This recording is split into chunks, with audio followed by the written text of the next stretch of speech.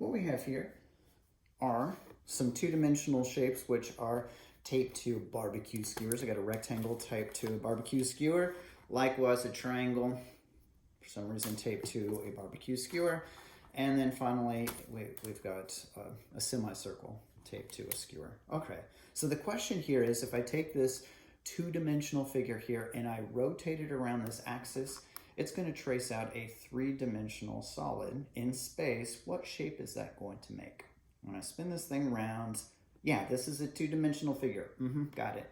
But when I rotate it around in space, it's going to trace out something three-dimensional. What is it tracing out?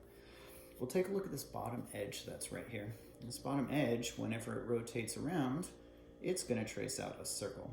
I'd have a circle on the bottom, I'd have a circle on the top. This is going to trace out a cylinder. And this top edge, the bottom edge as well, of this rectangle, that's the radius of the circular base whenever I rotate around this cylinder. And this would be the height of that cylinder. Okay, let's take a look at this triangle. I'm gonna rotate the triangle around the axis. What three-dimensional shape is that I'm gonna make? This one's gonna be a cone. So just like the rectangle, when I spin around this bottom edge here, it's gonna trace out a circle, and the length of the bottom base of the triangle here, that's gonna be the radius. What about this single point that's right here? When it rotates around, it'll stay stationary. That's the vertex of the cone that's directly opposite from the circular base. This would be the height of the cone, and this edge here is called the lateral, like the slant height. The slant height, the length of that, whenever it rotates around.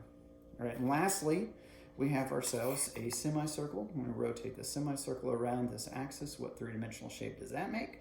This is going to trace out a sphere. So the length of this segment here, basically the diameter of the semicircle, is also the diameter of the sphere, or I can come from the center to this outside edge. That would be the radius of the sphere when I rotate it around. So if I take any of these two-dimensional figures and I rotate it around an axis, it's going to trace out a three-dimensional figure, and those things are called solids of revolution.